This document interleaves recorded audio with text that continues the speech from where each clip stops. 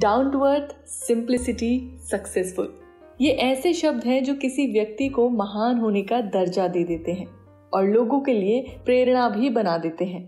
जीवन में कामयाबी आपको पहाड़ की उस ऊंचाई तक पहुंचा देती है जहां से आप जब देखेंगे आपको धुंधला ही नजर आएगा, परंतु डाउन टू अर्थ होने का जज्बा या सलीका हमेशा आपको अपने लोगों से जोड़ कर रखेगा।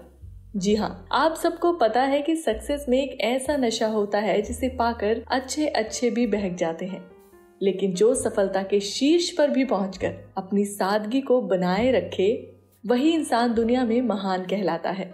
और ऐसे ही एक ग्रेट पर्सनालिटी के बारे में हम आपको बताने जा रहे हैं, जिनके लिए ये तीनों शब्द भी जोड़ दिए जाएं तो इनकी प्रशंसा कम होगी। एक्चुअली इनकी बेमिसाल अचीवमेंट के लिए इन्हें father of Indian IT sector भी कहा जाता है। जी हाँ, आप बिल्कुल सही समझ रहे हैं। आज हम बात कर रहे हैं NR नारायण मूर्ति जी के बारे में, जिन्होंने भारत को उसकी सबसे बड़ी और सबसे पहली IT कंपनी इन्फोसिस दी।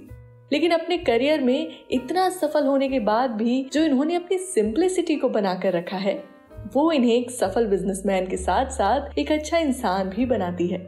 इसका अंदाजा आप इस बात से लगा सकते हैं कि साल 2020 में जब उनके हाथों से रतन टाटा को लाइफ टाइम अचीवमेंट अवार्ड दिया गया, तब as a gesture of respect उन्होंने नीचे झुककर रतन टाटा जी के पैर छुए।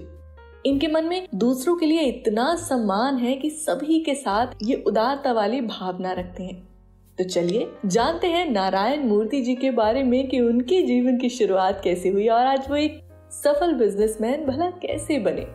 दोस्तों, कहते हैं इंसान अगर सच्ची लगन से कुछ करने की ठान ले तो फिर सब कुछ मुमकिन है। कुछ यही फलसफा रहा है कि देश की दूसरी सबसे बड़ी सॉफ्टवेयर कंपनी इन्फोसिस के को-फाउंडर NR नारायण मूर्ति जी का। इनका जन्म 20 अगस्त 1946 में कर्नाटक के मसूरी शहर के मिडिल क्लास फैमिली में हुआ था। 8 भाइयों और एक बहन में ये 5वें नंबर पर थे। इनके पिता स्कूल टीचर और चाचा जी सरकारी कर्मचारी थे। घर की आर्थिक स्थिति अच्छी न होने के कारण इन्होंने अपनी स्कूलिंग सरकारी स्कूल से पूरी की। इसके बाद इन्होंने IIT कानपुर में स्कॉलरशिप के साथ एडमिशन ले लिया।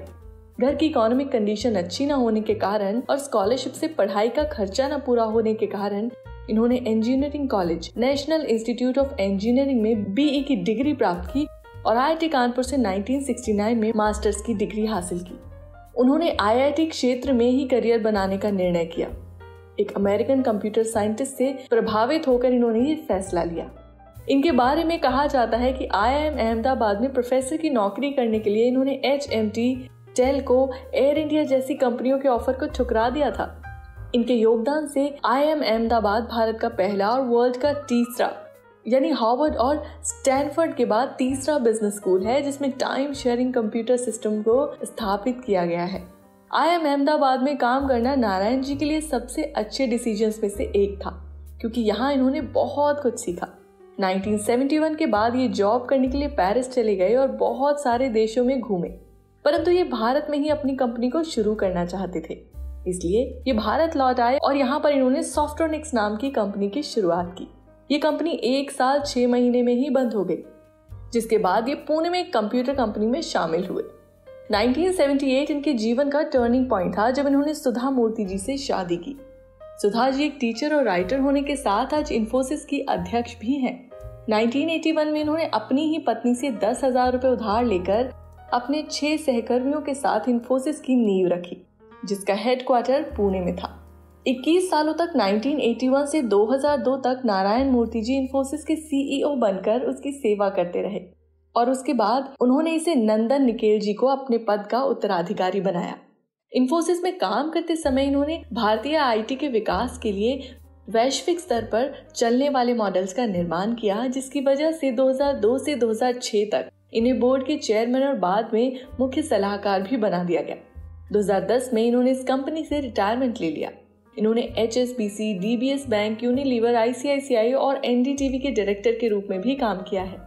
साथ ही साथ Cornell university, INSEAD, ESSEC, Ford foundation, UN foundation, Indo British partnership, Asian institutes of management में इस सलाहकार समिति के अध्यक्ष के रूप में भी अपना योगदान दे चुके हैं।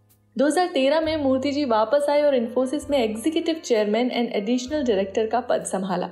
2014 में इन्होंने अपने पद से इस्तीफा दे दिया और 11 अक्टूबर को मूर्ति जी ने इन्फोसिस को छोड़ दिया। अगर इनकी उपलब्धियों की बात की जाए तो गिनना मुश्किल हो जाएगा, परंतु उपलब्धियां खत्म नहीं होंगी। कहते हैं कि अपने मिशन में सफल होने के लिए आपको अपने लक्ष्य की प्राप्ति के लिए एक चित्त भाव से समर्पित होना पड़ेगा, और मूर्ति जी ने इस कथन को बखूबी सच कर दिखाया। 2000 में इन्हें पद्मश्री सम्मान, 2007 में इलेक्ट्रिक और इलेक्ट्रिकल इंजीनियरिंग इंस्टीट्यूट द्वारा IEEE Ernst Weber engineering leadership का क्राउन, साल 2007 में ही ब्रिटेन द्वारा commander of order of the British Empire award, साल 2008 में फ्रांस गवर्नमेंट द्वारा सेना के अधिकारी सम्मान, साथ ही साथ भारत सरकार द्वारा पद्म भूषण सम्मान, 2009 में वुड्रो विल्सन अवार्ड और ऑनरी मेंबरशिप अवार्ड IEEE के द्वारा मिला। इतना ही नहीं, साल 2011 में NDTV इंडियन आइकन और 2013-2016 में इन्हें द एशियन अवार्ड द्वारा साल के परोपकारी अवार्ड से भी सम्मानित किया गया। नारायण मूर्ति जी ने अपना सारा जीवन भारत और इन्फोसिस के लिए समर्पित कर दिया। अपनी पत्नी के साथ ये भारत के कल्याण और उत्थान में आज भी अपना योगदान दे रहे हैं और साथ ही साथ जीवन में आगे बढ़ने की प्रेरणा भी दे रहे हैं। तो दोस्तों, ये थी नारायण कृष्णमूर्ति जी की सफल जीवन गाथा। कैसी लगी आपको ये कहानी, हमें कमेंट सेक्शन में जरूर बताइएगा। और साथ ही साथ अगर आप चाहते कि हम आपके किसी पसंदीदा टॉपिक पर वीडियो बनाएं तो वो भी हमें कमेंट सेक्शन में जरूर बताइए। तब तक के लिए अपना ध्यान रखें, मोटिवेटेड रहें। धन्यवाद।